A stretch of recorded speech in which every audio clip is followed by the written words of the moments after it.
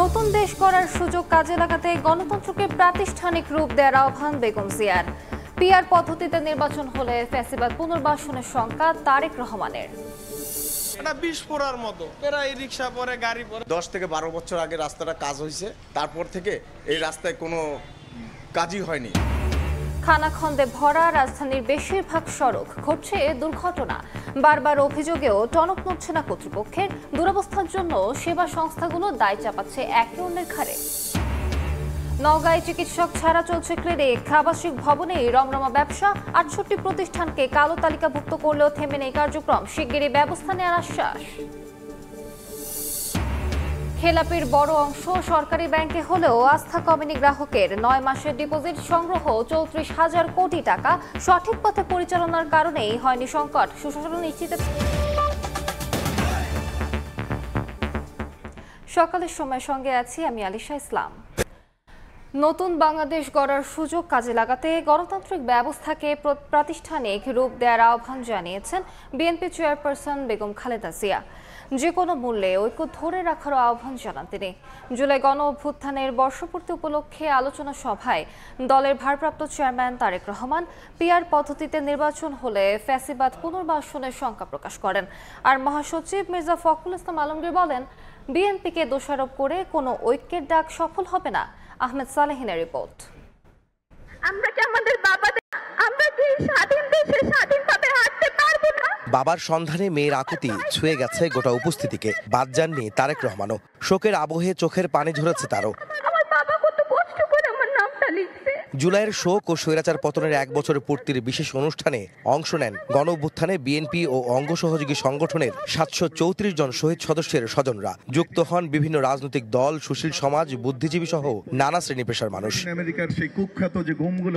রাজধানীর শেরেবাংলা নগরে চীনমৈত্রী সম্মেলন কেন্দ্রে বিএনপি আয়োজন করে গণ অভ্যুত্থান 2024 জাতীয় ঐক্য ও গণতন্ত্রের পথে অভিযাত্রা শীর্ষক আলোচনা সভা এবং শহীদ পরিবারের সম্মানে বিশেষ অনুষ্ঠানের ছাত্র জনতার, যেখানে ভার্চুয়ালি বক্তব্য রাখেন বিএনপি চেয়ারপারসন বেগম খালেদা জিয়া। বলেন, বাংলাদেশকে নতুন করে গড়ার সুযোগ তৈরি হয়েছে। শহীদদের রক্ত যেন বৃথা না যায়, তাই গণতান্ত্রিক ব্যবস্থাকে আবার প্রাতিষ্ঠানিক রূপ দিতে হবে জানিয়ে বিএনপি নেত্রী বলেন, শহীদ ও গুম খুনের তালিকা প্রকাশ করতে হবে, দ্রুত বিচার করতে হবে হত্যাকারীদের। গুম খুন বিচার, বহির্ভূত হত্যার শিকার যারা হয়েছেন তাদের তালিকা প্রস্তুত করতে হবে। আমাদের সামনে যে সুযোগ সৃষ্টি হয়েছে নতুন করে গণতান্ত্রিক ব্যবস্থাকে প্রাতিষ্ঠানিক রূপ দেওয়ার, তা আমাদের দ্রুত সম্পন্ন করতে হবে। অনুষ্ঠানে যুক্তরাজ্য থেকে ভার্চুয়ালি বক্তব্য দেন দলের ভারপ্রাপ্ত চেয়ারম্যান তারেক রহমান। বলেন, সব রাজনৈতিক দলই নির্বাচন চায়, তবে সংখ্যানুপাতিক পদ্ধতিতে নির্বাচন হলে ফ্যাসিবাদ পুনর্বাসনের শঙ্কা প্রকাশ করেন তিনি। সংখ্যানুপাতিক নির্বাচনী ব্যবস্থার আড়ালে পুনরায় দেশের রাজনীতিতে নিজেদের অজান্তেই পতিত পরাজিত পলাতক ফ্যাসিস্ট অপশক্তির পুনর্বাসনের পথ সুগম করে দেওয়া হচ্ছে কিনা, এই বিষয়টিও আমাদের প্রত্যেকের অত্যন্ত সিরিয়াসলি ভাবা দরকার। নিত্য নতুন ইস্যু যদি আমরা সামনে নিয়ে আসতে থাকি, এর সুযোগে ষড়যন্ত্রকারীরা আবারও মাথা চাড়া দেওয়ার সুযোগ পাবে। আলোচনা সভায় বিএনপি মহাসচিব মির্জা ফখরুল ইসলাম আলমগীর বলেন, বিএনপিকে দোষারোপ করে ঐক্যের ডাক সহায়ক নয়। রিফর্ম সংস্কার কথা তো আমরা বলেছি আগে, এখন অত্যন্ত সুচতুরভাবে একটা প্রোপাগান্ডা চালানো হচ্ছে যে বিএনপি সংস্কার মানছে না বলেই দেরি হচ্ছে।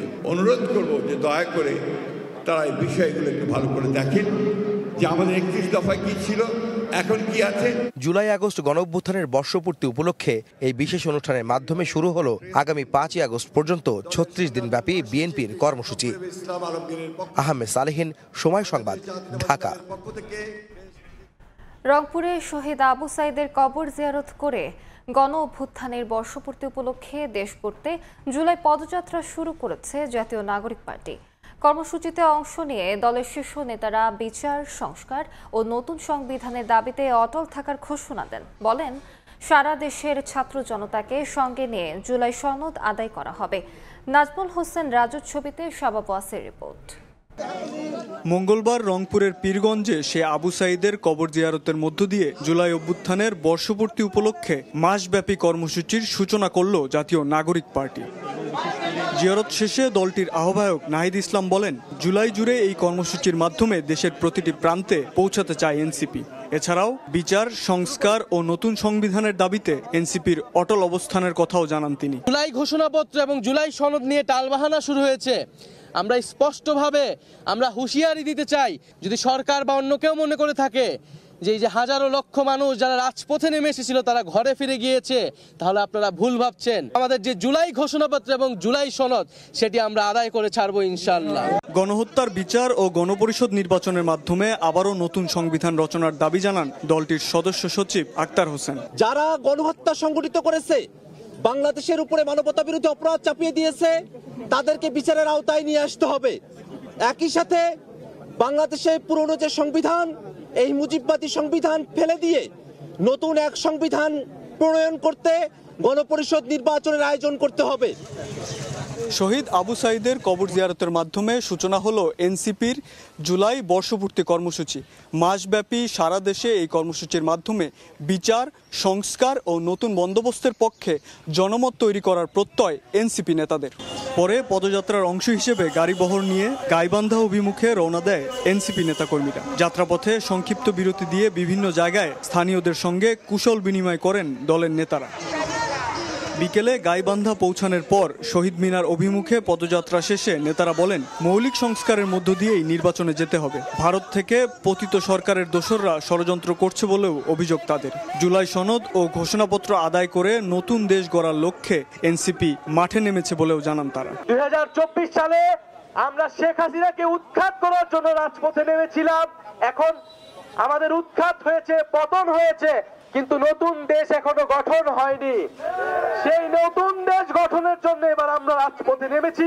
পদযাত্রা শেষে গাইবান্ধা থেকে আবারও রংপুর ফিরে যান এনসিপি নেতাকর্মীরা। সেখানে বেগম রোকেয়া বিশ্ববিদ্যালয়ের সামনে থেকে শহীদ আবু সাঈদের গুলিবিদ্ধ স্থান পরিদর্শন শেষে রংপুর শহরের শাপলা চত্বর হয়ে মেডিকেল মোড় অভিমুখে পদযাত্রা করেন নেতাকর্মীরা। শাবাব ওয়াসি, সময় সংবাদ, রংপুর। 24-এর রক্তাক্ত জুলাইয়ে সরকারি চাকরিতে বৈষম্য বিলোপের লড়াইয়ে নেমেছিল শিক্ষার্থীরা। পুরো জুলাই মাস জুড়ে মাঠে সক্রিয় ছিলেন তারা। জেনে আসব জুলাইয়ের এই দিনের ঘটনা প্রবাহ। মাইমুনা হায়দার চৌধুরীর প্রতিবেদন। পূর্ব ঘোষণা অনুযায়ী 2রা জুলাই বৈষম্য বিরোধী ছাত্র আন্দোলনের ব্যানারে সংগঠিত হতে থাকেন শিক্ষার্থীরা। আষাঢ়ের ভর দুপুর ঢাকা বিশ্ববিদ্যালয় কেন্দ্রীয় গ্রন্থাগারের সামনে থেকে মিছিল নিয়ে শিক্ষার্থীরা এগোতে থাকেন নীলক্ষেতের দিকে। চোখে মুখে অধিকার আদায়ের শপথ আর কণ্ঠে দীপ্ত স্লোগান। বৃষ্টি উপেক্ষা করে নীলক্ষেত, সায়েন্স ল্যাব ও বাটা সিগন্যাল মোড় ঘুরে শাহবাগে গিয়ে থামে মিছিলটি। এরপর দাবি আদায়ে শাহবাগ মোড় অবরোধ করেন তারা। ঘণ্টাব্যাপী পালিত হয় অবরোধ কর্মসূচি। 2রা জুলাই বিকেলে ঢাকা আরিচা মহাসড়ক অবরোধ করেন জাহাঙ্গীরনগর বিশ্ববিদ্যালয়ের শিক্ষার্থীরা। বৃষ্টি উপেক্ষা করেই দিনভরই দাবি আদায়ের লড়াইয়ে মাঠে সক্রিয় ছিলেন শিক্ষার্থীরা। মাইমুনা হায়দার চৌধুরী, সময় সংবাদ, ঢাকা। সকালের সময় আরো থাকছে। দখল দূষণে মৃতপ্রায় রাজশাহী অঞ্চলের নদীগুলো। 40টি সরু খালে পরিণত, বেদখল পারও ড্রেজিং এর মাধ্যমে পুনরুজ্জীবিত করার আশ্বাস কর্তৃপক্ষের। রাজধানীর টিকাটুলিতে কেমিক্যাল গুদামের আগুন ফায়ার সার্ভিসের 7টি ইউনিটের 1 ঘন্টা চেষ্টায় নিয়ন্ত্রণে। এই মুহূর্তে সেখানে আছেন রিপোর্টার আদনান তুর্য। সরাসরি যাচ্ছি তার কাছে। তুর্য, আবারও দুর্ঘটনা, আবারও আগুন। এবার রাজধানী পুরান ঢাকার টিকাটুলিতে মামুন প্লাজার 3য় তলায় আগুন লাগার ঘটনা ঘটেছে। আজ সকাল 6টার দিকে আশেপাশের প্রত্যক্ষদর্শীরা জানিয়েছেন যে তারা যখন ফজরের নামাজ পড়তে বের হয়েছিলেন ঠিক তখন তারা এই জায়গা থেকে গন্ধ এবং হালকা ধোঁয়া দেখতে পান এবং ঠিক তখনই তারা আসলে বুঝতে পারেন যে এই জায়গার যে বিল্ডিংটি রয়েছে আসলে সেই বিল্ডিংটির 3য় তলা পর্যন্ত আসলে গোডাউন ছিল। আপনারা দেখতে পাচ্ছেন এখানে প্যারাডাইস সায়েন্টিফিক কোম্পানি লিমিটেড এবং এছাড়াও আরও কিছু কোম্পানি রয়েছে, বিগ সায়েন্টিফিক কোম্পানি, যাদের বিভিন্ন কেমিক্যাল গুদাম আসলে এই জায়গায় ছিল। প্রাথমিকভাবে সন্দেহ করা যাচ্ছে, ফায়ার সার্ভিসও বলেছে যে এখান থেকে আসলে অগ্নিপাতের সূত্রপাতটা হয়েছিল, কিন্তু কি কারণে আসলে আগুনটা লেগেছে তা নিশ্চিত করে বলা যায়নি। 12তলা বিল্ডিংয়ে প্রায় 48টি ফ্ল্যাট রয়েছে, সেই ফ্ল্যাটের নাগরিকদের সবাইকে নিরাপদে আসলে নিচে নামিয়ে রাখা হয়েছে এবং তারা বর্তমানে আসলে ধীরে ধীরে বিল্ডিংয়ে যাওয়ার প্রবেশ শুরু করেছেন। বর্তমানে আগুন সম্পূর্ণ নিয়ন্ত্রণে রয়েছে। ফায়ার সার্ভিসের 7টি ইউনিট আসলে কাজ করছিল আগুন নিয়ন্ত্রণে। যখন সকাল 6টায় আগুন লাগে তার কিছুক্ষণের মধ্যে আসলে প্রত্যক্ষদর্শীরা জানিয়েছেন যে ফায়ার সার্ভিস চলে এসেছে। তবে যে মালিক পক্ষ ছিলেন, অর্থাৎ কিনা গোডাউনে যাদের আগুনটি লেগেছে তাদের মালিক পক্ষের কাউকে এখন পর্যন্ত পাওয়া যায়নি। ফায়ার সার্ভিস কল করেছিলেন, বিল্ডিং মালিক কর্তৃপক্ষরা তাদের সাথে যোগাযোগ করার চেষ্টা করেছিলেন, তাদের কেউ এখন পর্যন্ত এখানে এসে পৌঁছায়নি, কেউ যোগাযোগ করেননি। সবাই এই অভিযোগটি জানিয়ে আসছিলেন যে এই বিল্ডিংয়ে এই ধরনের গোডাউনটি আসলে এক ধরনের অনিরাপদ এক ধরনের পরিবেশ তৈরি করে এবং ফায়ার সার্ভিসও তাদের ব্রিফিংয়ে বলছিল যে এই গোডাউনে যা রয়েছে তা হচ্ছে এক ধরনের দাহ্য এবং বিস্ফোরক পদার্থ। তারা যখন প্রথমে 3য় তলায় ঢুকতে গিয়েছিল আগুন নিয়ন্ত্রণের জন্য, তখন আসলে প্রথমেই তারা এক ধরনের বিপদের সম্মুখীন হয় যে অনেকের মাথা ঘুরানো শুরু করে বলে তারা বলে করছিল এবং প্রত্যক্ষদর্শীরা জানিয়েছিল যে এক ধরনের গন্ধ ছড়িয়ে ফেলে। তো এই ধরনের এক ধরনের রাসায়নিক পদার্থর বিষক্রিয়া আশেপাশে ছড়িয়ে পড়তে পারে, এই ধরনের বিপজ্জনক পরিস্থিতি আসলে অগ্নিকাণ্ড থেকে সম্ভাবনা তৈরি হওয়ার একটা সুযোগ ছিল। তবে বর্তমানে ফায়ার সার্ভিস আমাদেরকে আশ্বস্ত করেছে যে বর্তমানে আপাতত কোনো বিপদ নেই। বর্তমানে ভবনের যে ভবনটিতে অনুমোদন ছিল কি ছিল না এমন প্রশ্ন আমরা করেছিলাম, সেখান থেকে তারা ফায়ার সার্ভিস আমাদেরকে জানিয়েছে এখন পর্যন্ত এই ধরনের কোনো তথ্য তাদের কাছে আসেনি। তবে ধীরে ধীরে রাজধানী ঢাকায় যেভাবে ধারাবাহিকভাবে আসলে আগুন লেগে যাচ্ছে নিয়মিতভাবে, সেখান থেকে আসলে ফায়ার সার্ভিস আমাদের জানিয়েছেন যে তারা এই ধরনের অগ্নিউৎপাতের কারণে নিয়মিত তদন্ত করবেন। এই ছিল রাজধানীর টিকাটুলির অগ্নিকাণ্ড থেকে আমার কাছে সর্বশেষ তথ্য। সরাসরি যুক্ত ছিলাম রাজধানীর টিকাটুলিতে। খানাখন্দে ভরা রাস্তা, হরহামেশাই ঘটছে দুর্ঘটনা। অভিযোগ জানানোর পরও টনক নড়ছে না কর্তৃপক্ষের। রাজধানীতে এমন সড়কের সংখ্যা কম নয়। সড়কের দুরবস্থার জন্য ওয়াসা ও রাজুক দুষছে সিটি কর্পোরেশনকে। সিফাত আল শাহরিয়ারের ক্যামেরায় শাবাব ওয়াসির রিপোর্ট।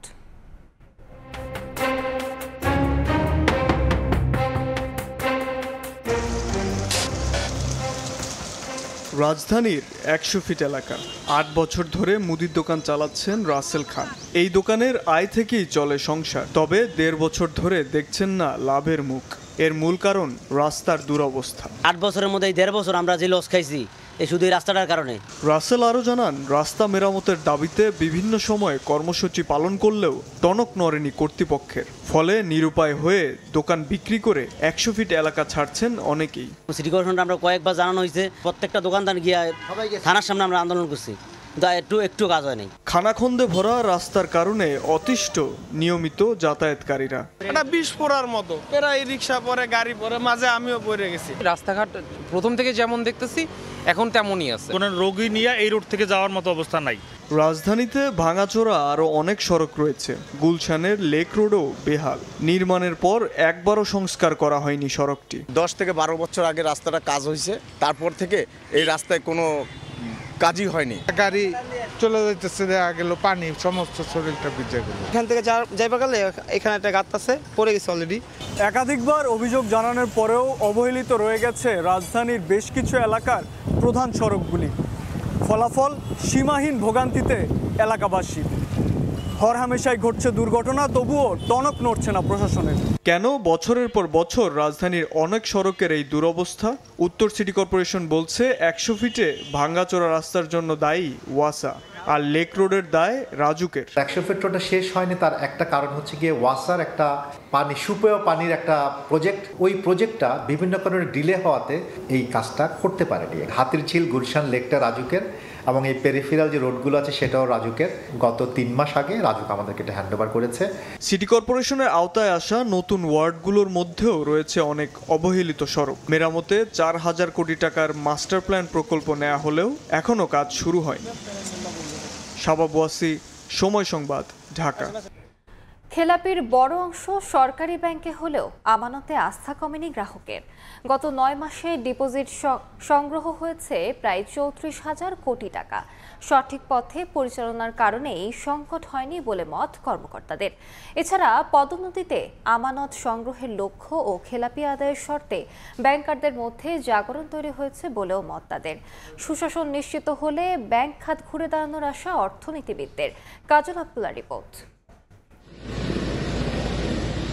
গণঅভ্যুত্থানে শেখ হাসিনা পালিয়ে যাওয়ার পর রাষ্ট্রের প্রতিটি খাতেই স্পষ্ট হয়ে উঠেছে আওয়ামী লীগ সরকারের ক্ষত। বিশেষ করে ব্যাংক খাত, একদিকে আমানত সংগ্রহ, অন্যদিকে অনিয়ম করেই ঋণের নামে লোপাট হয়েছে লাখ লাখ কোটি টাকা। খেলাপি সঠিক তথ্য গোপন রেখেও প্রতারণা করা হয় সাধারণ গ্রাহকের সঙ্গে। ধীরে ধীরে ব্যাংক খাতের খেলাপি অর্থের পরিসংখ্যান প্রকাশ করতে থাকে বাংলাদেশ ব্যাংকের বর্তমান পর্ষদ। উঠে আসে মার্চ পর্যন্ত বিতরণকৃত ঋণের মধ্যে খেলাপির পরিমাণ 24.13%, অর্থাৎ 4,20,000 কোটি টাকা। এর মধ্যে 45% খেলাপি সরকারি ব্যাংকগুলোতে। এত কিছুর পরও ভঙ্গুর সরকারি ব্যাংকের প্রতি আস্থা কমেনি গ্রাহকের। বাংলাদেশ ব্যাংকের রিপোর্ট অনুযায়ী গত জুলাই থেকে মার্চ পর্যন্ত 9 মাসে 4 ব্যাংকের আমানত সংগ্রহ হয়েছে 34,254 কোটি টাকা। ব্যাংকাররা জানান দক্ষ ব্যবস্থাপনায় ফিরছে আস্থা। ব্যাংকগুলো স্থিতিশীল অবস্থা আসলেই তো দেশের আর্থিক অবস্থা স্থিতিশীল আসবে। আমাদের রিকভারিও আগের চেয়েও ভালো অবস্থায় যাচ্ছে, আমাদের শৃঙ্খলা যেটা সেটাও একটা ভালো অবস্থায় আসছে। এদিকে প্রথমবারের মতো কর্মীদের আমানত সংগ্রহের টার্গেট দেয়া, খেলাপি আদায়ে প্রণোদনা সহ উপশাখা করার উদ্যোগ নিয়েছে খেলাপির ভারে নুয়ে পড়া জনতা ব্যাংক। পারফরমেন্স বেস একটা এসিআর করার জন্য চিন্তা করছি। সেখানে একজন ডিপোজিট কালেকশন করতে পারলে সেই ফুল তার পুরো টার্গেট কালেকশন করতে পারলে 5 পাবে, অর্ধেক করতে পারলে 5 মানে 2.5 পাবে, এরকমভাবে 3-এর নিচে করতে পারলে সে 0 পাবে। তো যে পারফর্ম করবে সে আলটিমেটলি তার এসিআরের রেটটা অনেক বেশি বেড়ে যাবে, অর্থাৎ সে পদোন্নতির ক্ষেত্রে আগে এগিয়ে যাবে। তো তার ব্যক্তিগত অ্যাচিভমেন্টের জন্য সে কিন্তু খাটতে বাধ্য এবং খাটবে। গাইডলাইন মেনে চললে সম্পদশালী ব্যাংকগুলো 1 থেকে 1.5 বছরের মধ্যে আবারও শক্তিশালী হবে বলে আশা অর্থনীতিবিদদের। লোন নিয়ে সে অনিয়ম করতেছে, সে অনিয়ম করার প্রবণতা এখন কমতেছে। আগে যেরকম মানে উপর থেকে অর্ডার দিলেই আপনার লোন পাস হয়ে যেত, এখন সেটা হচ্ছে না। এটা যদি কন্টিনিউ করে 1 বছর 1.5 বছরে এটা দেখবেন যে কিছুটা অনেকটা লাইনে চলে আসবে। সরকারি ব্যাংকে জানুয়ারি মার্চ কোয়ার্টারে আমানত বাড়লেও বেসরকারি ব্যাংকগুলোতে আমানত কমেছে প্রায় 2,000 কোটি টাকা। চলতি বছরের এপ্রিল পর্যন্ত ব্যাংক খাতের মোট আমানতের পরিমাণ দাঁড়িয়েছে 18,20,000 কোটি টাকা। কাজল আব্দুল্লাহ, সময় সংবাদ, ঢাকা। চিকিৎসক ছাড়াই চলছে ক্লিনিক ও ডায়াগনস্টিক সেন্টার। নওগাঁয়ে আবাসিক ভবন ভাড়া নিয়ে বড় সাইনবোর্ড ও ব্যানার টাঙিয়ে যত্রতত্র গড়ে উঠেছে এমন অসংখ্য প্রতিষ্ঠান, অথচ অনেক প্রতিষ্ঠানেরই নেই বৈধ লাইসেন্স। স্বাস্থ্য বিভাগ জেলার 68টি প্রতিষ্ঠানকে অবৈধ হিসেবে তালিকাভুক্ত করলেও বছরের পর বছর তারাও নির্বিঘ্নে ব্যবসা চালিয়ে যাচ্ছে।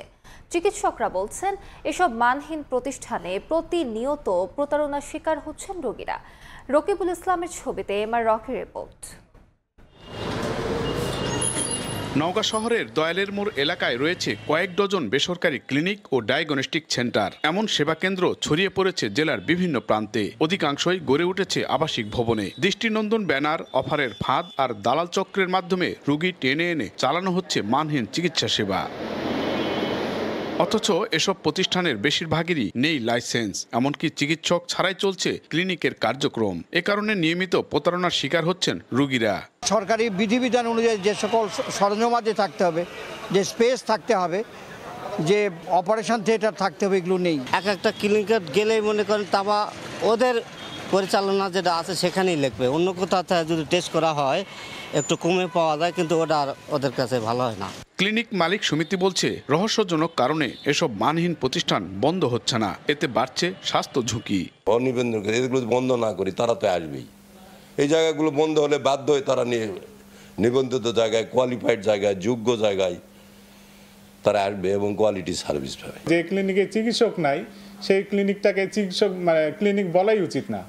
তা আমাদের নওগাঁ জেলায় বেশিরভাগ ক্লিনিকে কোনো চিকিৎসকের পদায়ন থাকে না, তার কোনো চিকিৎসক নিয়োগ দেয় না, কোনো ডিউটি ডাক্তার নাই, অথচ অপারেশন হরদম হচ্ছে। তবে শিগগিরই কঠোর ব্যবস্থা নেওয়ার আশ্বাস সিভিল সার্জনের। প্রশাসনকে তালিকা দিয়েছি, অনুরোধ করেছি, তারা আমাকে বলেছে যে তারা সহযোগিতা করবে। তাদের যদি সহযোগিতা পাই আমরা এদেরকে স্থায়ীভাবে বন্ধ করে দিতে পারবো।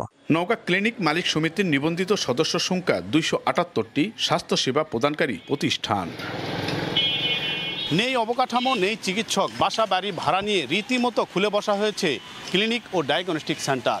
জেলা স্বাস্থ্য বিভাগ বলছে এই মুহূর্তে জেলায় 297টি ক্লিনিক ও ডায়াগনস্টিক সেন্টারের নিবন্ধন রয়েছে।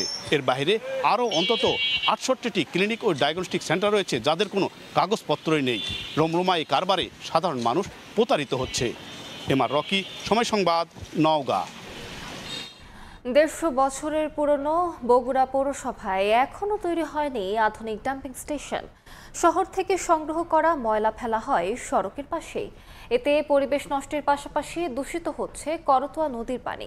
শাহাদুল ইসলামের ক্যামেরায় আব্দুল আওয়ালের রিপোর্ট। খোদ পৌরসভার কর্মীরাই বাসাবাড়িয়ার হোটেল রেস্তোরাঁ থেকে সংগ্রহ করা বর্জ্য বগুড়া শহরের মূল সড়কের পাশে ফেলে দিচ্ছে। এতে পুরো শহর যেন রূপ নিয়েছে ময়লার ভাগাড়ে। বর্জ্য ব্যবস্থাপনা দেখাশোনা করে পৌরসভার কনজারভেন্সি শাখা। এই শাখার সূত্র বলছে বগুড়া পৌরসভায় মহল্লা ভিত্তিক 172টি ভ্যানের মাধ্যমে প্রতিদিন প্রায় 300 মেট্রিক টন ময়লা সংগ্রহ করা হয়। বর্জ্য ব্যবস্থাপনার জন্য জয়পুরপাড়া ও এরুলিয়াতে 2টি ডাম্পিং স্টেশন করা হলেও দীর্ঘদিন ধরে বন্ধ। এতে বাধ্য হয়ে পরিচ্ছন্নতা কর্মীরা শহরের সব ময়লা বাঘপাড়ায় করতোয়া নদীর পাশে ফেলে রাখেন। খোলামেলা স্থানে ময়লা ফেলায় পরিবেশ নষ্টের পাশাপাশি দূষিত হচ্ছে করতোয়া নদীর পানি। পানিতে রাস্তা হলো ফুল হয়ে থাকে, এই রাস্তার জন্য আমি চলতে পারি না। এক সাইডে ময়লা ফেলায়, এক সাইডে আমরা রাস্তাটা শুরু হয়ে গেছে, এতে যাতায়াতেরও অসুবিধা হয়ে যায় আমাদের। এত উন্নত মানের জায়গা এখানে থাকার পরও রাস্তার উপরে ময়লা আবর্জনা ফেলে এখানকার সুন্দর পরিবেশটা দূষিত হচ্ছে। এটার ব্যাপারে আমরা অনেকবার ডিসি অফিসে বিভিন্ন জায়গায় আমরা অনেক আবেদন করেছি, কিন্তু আসলে কোনো প্রতিকার আমরা পাইনি। আধুনিক বর্জ্য ব্যবস্থাপনা চালনা করার ব্যর্থতা স্বীকার করে পৌর কর্তৃপক্ষ বলছে বড় আকারের বাজেটের মাধ্যমে আধুনিক বর্জ্য ব্যবস্থা গড়ে তোলার চেষ্টা করা হবে। ময়লাগুলো শহরে পড়ে থাকছে, আমরা চেষ্টা করতেছি যে ময়লাগুলো যাতে পড়ে না থাকে। একটা জায়গা কিনবো এবং জায়গা কিনে সেখানে আমরা ডাম্পিং স্টেশন করব, এবং জায়গা কেনার জন্য আমাদের কিন্তু বাজেট আছে, অনুমতি আছে। আমরা চেষ্টা করতেছি যত দ্রুত সম্ভব জায়গাটা কেনা যায়। 2025-2026 অর্থ বছরে বগুড়া পৌরসভায় বর্জ্য ব্যবস্থাপনায় ব্যয় ধরা হয়েছে 6 কোটি টাকা। আব্দুল আওয়াল, সময় সংবাদ, বগুড়া। সকালের সময় আরো থাকছে। সমুদ্রগামী জাহাজ মালিকের দেশ হিসেবে প্রথমবার তালিকায় বাংলাদেশ। 102টি মাদার ভেসেল নিয়ে স্থান 35তম। বন্দরকে আরো সক্রিয় করার আশ্বাস কর্তৃপক্ষের। দখল আর দূষণে বেহাল দশা রাজশাহী বিভাগের অন্তত 40টি নদীর। দখলদাররা অকপটে অস্বীকার করেছেন নদী পাড়ে অবৈধ স্থাপনা গড়ে তোলার কথা। তবে পানি উন্নয়ন বোর্ড বলছে দখলদারদের উচ্ছেদে অচিরেই শুরু হবে অভিযান। আর পর্যায়ক্রমে কয়েকটি নদী পুনরুজ্জীবিত করতে মন্ত্রণালয়ে প্রস্তাবনা পাঠানো হয়েছে। সাইফুর রহমান রকির রিপোর্ট। রাজশাহী বিভাগের প্রায় 40টি নদী দখল দূষণে মৃতপ্রায়। কোনো নদীর দুই পার দখলের কারণে পরিণত হয়েছে সরু খালে। বারনয় ও বড়াল নদীর নাম যেন ভুলতে বসেছে রাজশাহীবাসী। নগরীর কোল ঘেঁষে বয়ে যাওয়া পদ্মা নদীর পার দখল করে শত শত স্থায়ী ও অস্থায়ী দোকানপাট গড়ে উঠেছে। এছাড়া শহরের ময়লা ও দূষিত পানি খালের মাধ্যমে ছড়িয়ে পড়েছে গ্রামাঞ্চলে। নওগাঁ, বগুড়া, নাটোর ও সিরাজগঞ্জে ছোট বড় মিলিয়ে রয়েছে 34টি নদী। এসবের মধ্যে অর্ধেক নদীর গতিপ্রবাহ ঠিক থাকলেও বাকিগুলো অস্তিত্ব সংকটে।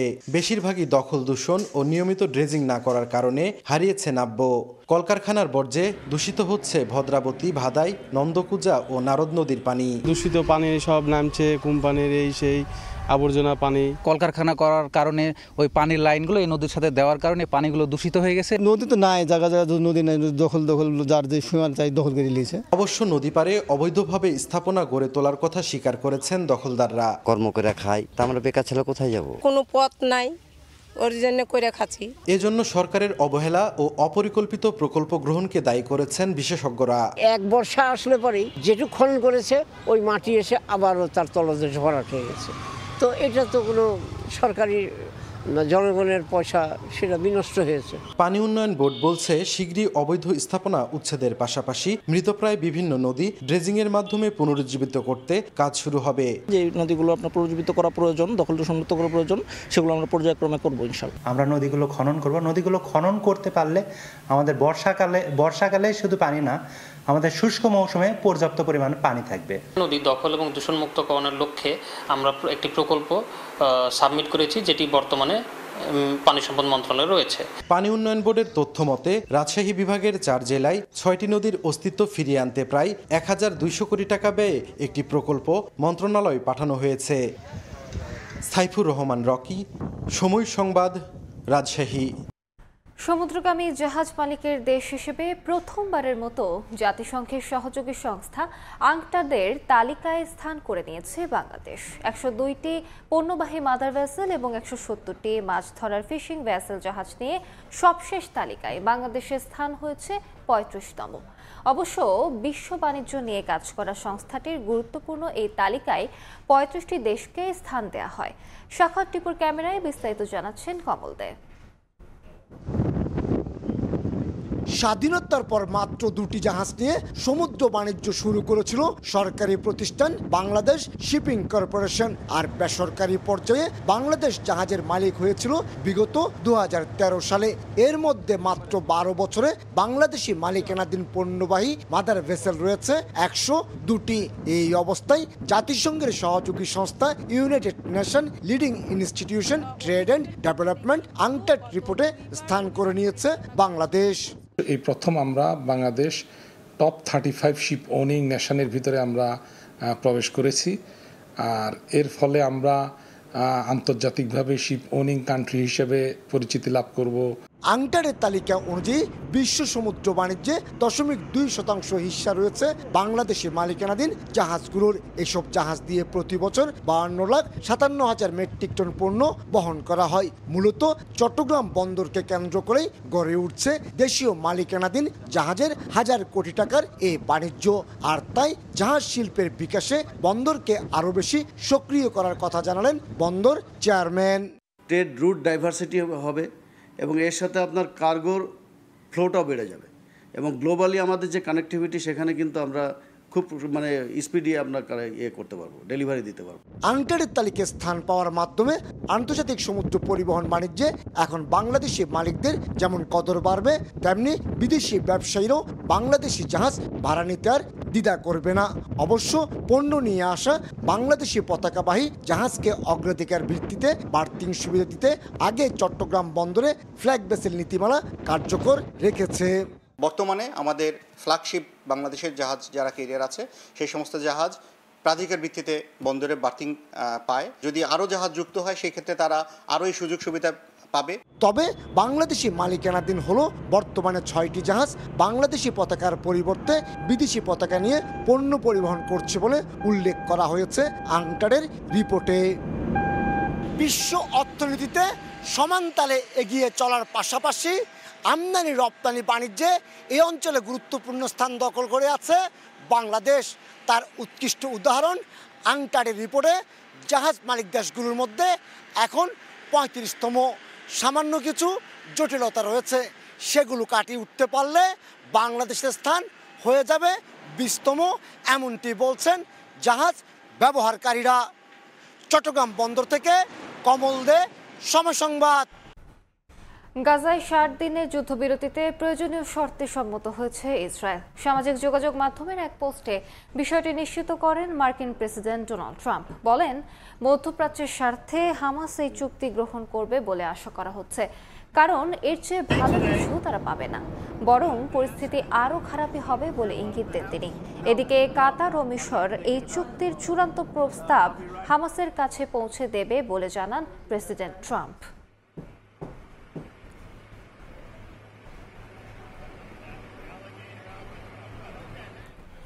আগামী 3 বছরে প্রায় 5 লাখ বিদেশি শ্রমিক নেবে ইতালি। বাংলাদেশ সহ বিশ্বের 34টি দেশ থেকে 2026 থেকে 2028 সালে স্থায়ী ও অস্থায়ী পদ্ধতিতে শ্রমিক নেয়ার রোড ম্যাপের গেজেট প্রকাশ করেছে দেশটির সরকার। এতে খুশি প্রবাসী বাংলাদেশিরা। মাকসুদ রহমানের তথ্যচিত্র রিপোর্ট। শিল্প সমৃদ্ধ প্রাচীন সভ্যতার দেশ ইতালি। দেশটির কৃষি, শিল্প ও পর্যটন ক্ষেত্রে প্রতি বছর প্রয়োজন হয় লাখ লাখ নতুন শ্রমিক। এদের একটি বিশাল অংশ নেওয়া হয় বিদেশ থেকে। 2026 থেকে 2028 সাল এই 3 বছরে বিশ্বের বিভিন্ন দেশ থেকে 4,97,550 জন শ্রমিক নেওয়ার ঘোষণা দেয় ইতালীয় সরকার। এই প্রক্রিয়ায় 2026 সালে 1,64,850 জন শ্রমিকের কোটা নির্ধারণ করে দেশটির সরকার। আগামী বছর 12 জানুয়ারি কৃষি, 9 ফেব্রুয়ারি পর্যটন, 16 ফেব্রুয়ারি স্থায়ী ও স্বকর্মসংস্থান, 18 ফেব্রুয়ারি দক্ষ ও উচ্চমান অভিজ্ঞতা সম্পন্ন শ্রমিকদের আবেদন গ্রহণ করা হবে বলে জানা গেছে। তথ্য মতে এই বছরও 4 ক্যাটাগরিতেই অনেক বাংলাদেশি আবেদন করার সুযোগ পাবেন এবং অনেকে জয়ী হবেন বলে আশা করা হচ্ছে। ইতালি সরকারের এমন উদ্যোগে খুশি প্রবাসী বাংলাদেশিরা। আমি মনে করি নতুন করে যারা আসতেছেন বা আসবেন তারা সতর্কতা অবলম্বন করবেন এবং লেনদেনের ক্ষেত্রে সাবধানতা অবলম্বন করবেন। উন্নত জীবনের প্রত্যাশায় গত কয়েক বছরে স্পন্সর ভিসার মাধ্যমে অসংখ্য বাংলাদেশি আবেদন করেছিলেন ইতালিতে। সামান্য কিছু সংখ্যক অভিবাসন প্রত্যাশী সফলতা অর্জন করতে পারলেও অধিকাংশই ভোগান্তির শিকার হয়েছেন। তাই সামনের বছর আবেদনকারীদেরকে সতর্কতা অবলম্বনের পরামর্শ দিয়েছেন সংশ্লিষ্টরা। মৌসুমী সাথী, সময় সংবাদ। সিরিজ জয়ের স্বপ্ন নিয়ে শ্রীলঙ্কার বিপক্ষে ওয়ানডে সিরিজে মাঠে নামবে বাংলাদেশ। প্রথম ম্যাচটা জয় দিয়ে রাঙাতে চান টাইগারদের নতুন ওয়ানডে অধিনায়ক মেহেদী হাসান মিরাজ। লঙ্কানরা র্যাঙ্কিংয়ে এগিয়ে থাকলেও বাংলাদেশ ভালো করতে চায় এই ফরম্যাটে। সিনিয়ররা না থাকলেও তরুণরা সময় পেলে ভালো করবে বলে প্রত্যাশা মিরাজের। অন্যদিকে শ্রীলঙ্কাও মুখিয়ে জয় দিয়ে মিশন শুরু করতে কলম্বোর প্রেমাদাসা আন্তর্জাতিক ক্রিকেট স্টেডিয়ামে ম্যাচ শুরু হবে বাংলাদেশ সময় বিকেল 3টায়। শ্রীলঙ্কা থেকে তারেক হাসান শিমুলের রিপোর্ট। সদ্য সাবেক অধিনায়ক নাজমুল শান্ত মাঠে ঢুকেই গেলেন উইকেট দেখতে। অধিনায়কত্ব ছাড়লেও অভ্যাসটা যে বদলায়নি। সঙ্গে রিটন দাস, পরে যোগ দিলেন মেহেদী হাসান মিরাজও। সাবেক বর্তমান মিলিয়ে 3 অধিনায়কের ছোট্ট একটা মিটিং উইকেটের পাশে। প্রথম ওয়ানডেতে জয় পরাজয়ে উইকেটটা যে হতে পারে বড় নিয়ামক। ছন্ন ছাড়া বাংলাদেশ পছন্দের ফরম্যাটে র্যাঙ্কিংয়ে আছে সবচেয়ে নিচে। মেহেদী হাসান মিরাজ ক্রাইসিস ম্যান। আরও একবার টালমাটাল অবস্থায় তার হাতে দায়িত্ব। নতুনভাবে তার হাত ধরে ঘুরে দাঁড়ানোর প্রত্যাশায় টিম টাইগার্স। উইকেটটা অনেক ভালো উইকেট হবে, ব্যাটসম্যানদের জন্য অনেক আইডল হবে, রান করার মতন উইকেট হবে এবং আমরা আসলে চেষ্টা করব যে এখানে রান করাটা, কারণ আমাদের বোলিং অ্যাটাকও খুব ভালো আছে, ওদেরও ব্যাটিং অ্যাটাক খুব ভালো আছে, আপনার বোলিং সাইডও অনেক ভালো। আমার কাছে মনে হয় যে দুই টিমের ব্যালেন্সটা খুবই ভালো। লঙ্কানদের বিপক্ষে ওয়ানডে সিরিজে মাঠে নামার আগে আছে অভিজ্ঞতার ঘাটতি, যা স্বীকার করলেন মেহেদী হাসান মিরাজ। নতুন যুগে মানিয়ে নিতে সময় চাইলেন টাইগার অধিনায়ক। কিছু সিনিয়র প্লেয়ার থাকলে অবশ্যই ভালো লাগতো, আর যেহেতু নেই তাদের জায়গাগুলো কারা আসবে সেটা নিয়ে আমরা পরিকল্পনা করছি। 1-2টা সিরিজই এটা হবে না, এটার জন্য আমাদেরকে একটু সময় দিতে হবে। বৈচিত্র্যময় বোলিং অ্যাটাক নিয়ে ভয় ধরাচ্ছে লঙ্কানরা। টেস্ট সিরিজ জিতে আছে দারুণ আত্মবিশ্বাসে। বাংলাদেশকে অবশ্য এই ফরম্যাটে সমীহ করছে লঙ্কানরা। মিরাজ অধিনায়ক হিসেবে কেমন সেটা জানা নেই, তবে সে ব্যাটার বোলার হিসেবে দারুণ। মুস্তাফিজকে নিয়ে আমরা আলাদা পরিকল্পনা করেছি। আমরা জয় দিয়ে শুরু করতে চাই। শ্রীলঙ্কার বিপক্ষে সিরিজ মানে ভিন্ন এক উত্তাপ। সাম্প্রতিক সময়ে তৈরি হয়েছে নতুন দ্বৈরথ। লঙ্কানদের মাটিতে মিরাজের অধিনায়কত্বে নতুন দিনের সূচনা হবে কি প্রেমাদাসায়, সেই অপেক্ষায় team Bangladesh. Premadasa international cricket stadium থেকে তারেক হাসান শিমুল, সময় সংবাদ, শ্রীলঙ্কা। সকালের সময় শীর্ষ সংবাদগুলো জানিয়ে দিচ্ছি আরেকবার। নতুন দেশ করার সুযোগ কাজে লাগাতে গণতন্ত্রকে প্রাতিষ্ঠানিক রূপ দেওয়ার আহ্বান বেগম জিয়ার। পিআর পদ্ধতিতে নির্বাচন হলে ফ্যাসিবাদ পুনর্বাসনের শঙ্কা তারেক রহমানের। এটা বিস্ফোরার মতো, এরা এই রিক্সা পরে গাড়ি পরে 10 থেকে 12 বছর আগে রাস্তাটা কাজ হয়েছে, তারপর থেকে এই রাস্তায় কোনো কাজই হয়নি। খানাখন্দে ভরা রাজধানীর বেশিরভাগ সড়ক, ঘটছে দুর্ঘটনা। বারবার অভিযোগেও টনক নড়ছে না কর্তৃপক্ষের। দুরবস্থার জন্য সেবা সংস্থাগুলো দায় চাপাচ্ছে একে অন্যের ঘাড়ে।